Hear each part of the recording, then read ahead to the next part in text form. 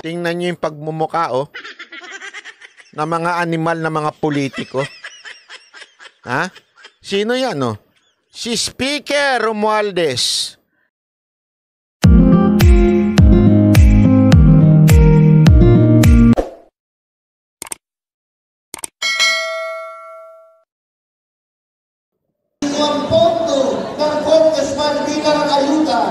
Tingnan nyo yung pagmumuka, oh, na mga animal na mga politiko. Ha? Sino yan, oh?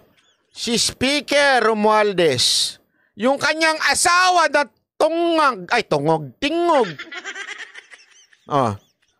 At isa pang congressman, mas malaki pa ang muka kesa doon sa DSWD. Hindi mo nga akalaing event ng DSWD yan eh. DSWD offsite payout. Pero pagmumukha nilang naandon, di ba anong kaipalan yan? Hindi ako, nagtatanong lang. Sagad sa buto yung kaipalan na yan, ha? Dinaig nyo pa talaga yung mga epal na barangay captain. Alam mo yung mga barangay captain na akala mo namimigay ng galing sa pera nila? Nagpapalit yun, pero sa totoo lang, yun yung, nako. Di ba? Alam mo kaya dapat talaga na yung batas na pinapasa ni Senator Miriam eh, yung anti-epal bill. Ewan ko ba naging batas ba yung anti-epal bill?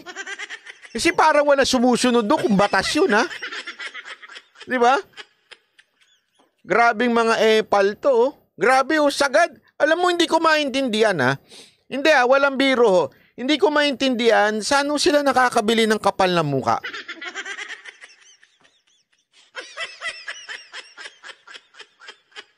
Di ba? Pera ng taong bayan yan eh. Tapos ganyan.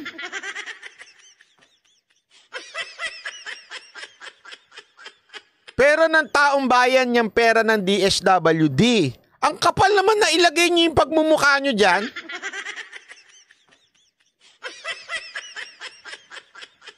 Hindi ako nagtatanong, ha. Tingog party list.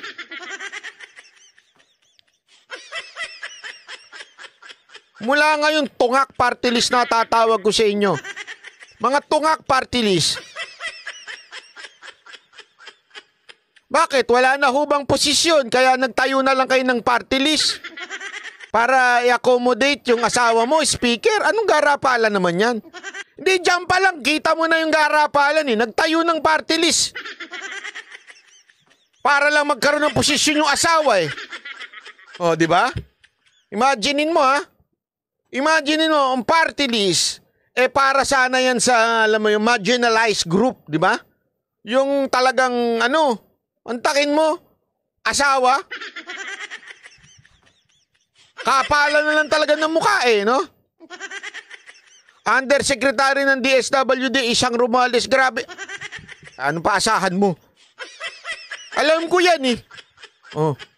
Bakit to? Kasi nga ho, tandaan ninyo, marami ho sa mga Pilipino, pasensya na ho marami ho sa mga Pilipino talaga nga namang basta namigay ng pera, binoboto.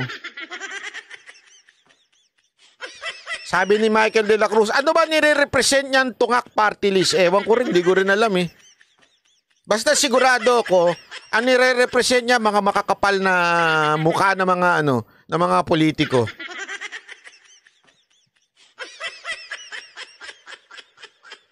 Diba? Ang kapal eh, sa totoo lang.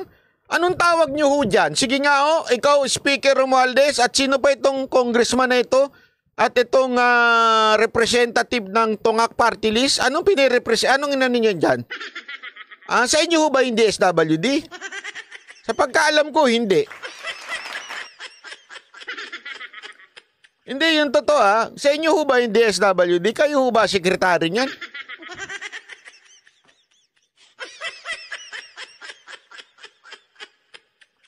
Sabi nito, tatay ng asawa ni Tambaloslos ay Norwegian. Ang tanong, natural born Filipino? Hindi. Ang tanong dyan, natural born epal ba sila? Hindi, totoo.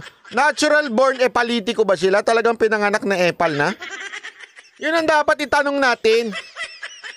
Huwag na natin itanong kung natural born Filipino ba yan. Gagawa naman nila ng paraan yan eh. Ang tanong dyan, kung naturally born, politiko sila.